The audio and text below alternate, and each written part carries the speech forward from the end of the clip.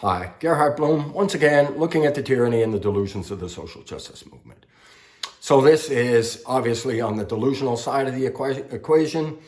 So in the absence of the Biden administration actually enforcing border law and controlling that border, Texas stepped up to the plate to defend its borders.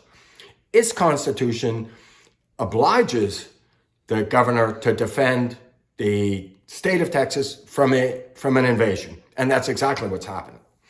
The Biden administration, oh, no. First you have Mayorkas and Karine Jean-Pierre, that's it, telling you that, yes, the border's secure. And then very recently, Biden says, oh no, it's not secure, but this is Republican because they've been trying to pass legislation so that they can defend the border. They need more border officials. This is a lie. What they want to do is get more staff down at the border to expedite entry of illegal migrants into the country. There's between 8 and 10 million illegal immigrants that have flooded across the United States. What happens now? The border security, what they do now is they admit these people in, they expedite their entry into the United States, they give them money, they give them cell phones, and then they book them on flights to across the United States. And city after city is getting absolutely overwhelmed with these people, living in police stations, living in airport terminals. This is absolutely outrageous. It's, just drowning the ability of municipalities to deal with these people. And I feel for these people. Some of them are living in the streets. They're cold or wet or hungry. People are stealing food, right? People are stealing. People are engaged in robberies. And then other people, same immigrants, right? The same illegal migrants. Some of them are fortunate enough that they got in there early. They get hotels, they get food provided for them, they get laundry service. And now that these services are being overwhelmed, they're living in tents out in the cold. Oh, and recently, I think it was in New York, canceled school to bring these illegal migrants into the school at night because there was a major storm coming. This is absolutely unmanageable. So meanwhile, back at the border, Greg Abbott put up razor wire and is defending his border. It went to court, 5-4 ruling, and this is astonishing. Stated that, yes, actually the federal government has primacy with respect to defending the border, which it's not doing, and border policy. It said that, yes, the federal government can remove that razor wire. It did not say, and this is important to note, it did not say that Governor Abbott needs to do anything. It didn't tell Greg Abbott that he needed to remove the razor wire. They didn't tell him that he needed to stop putting it up. So it's very conceivable that the federal officials could come in, tear down and remove the razor wire, and Greg Abbott put it back up again.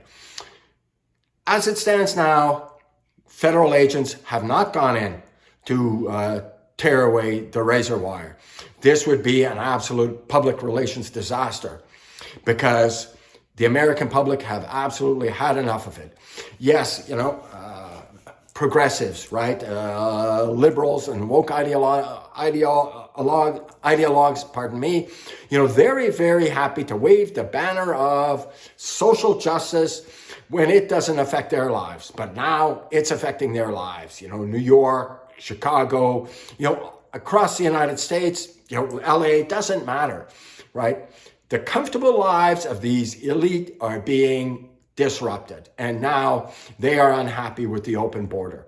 But Biden has to mollify these woke ideologues who think, oh, borders, there should not be any open borders.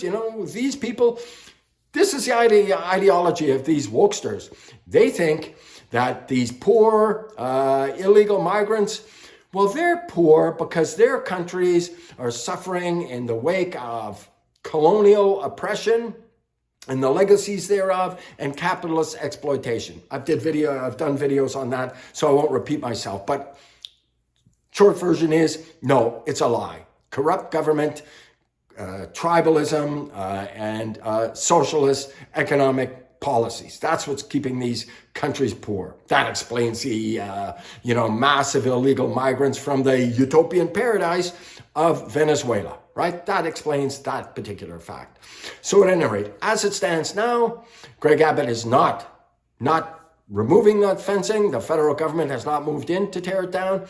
25 Republican governors are standing by Greg Abbott and the people of Texas and defending the borders of the United States insofar as, that piece of border that is Texas.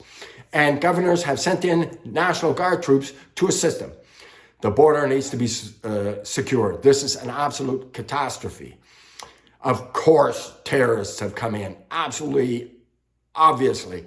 Hamas and Hezbollah undoubtedly have, sequestered terrorists across the United States. So at any rate, this is an absolute disaster. The people of Texas are standing up, and people of the United States are finally waking up to just how catastrophic this open border is. And I've said this previously. If that border was closed today, absolutely in its entirety, sealed shut, the devastating consequences, both economically and socially, are going to ripple on for decades in terms of violent crime, welfare, dependency, terrorism. This is an absolute catastrophe. And there's no easy fixes. No easy fixes. Anyways, thank you so much for your time and attention. It gratifies my fragile male ego if you drop a thumbs up. And do check out my book, Deconstructing Social Justice. It's available on Amazon. This woke, cultural Marxist ideology, it's cancerous. And it is exactly wrong on every issue of cultural and social importance. Thank you so much for your time and attention. Bye-bye now.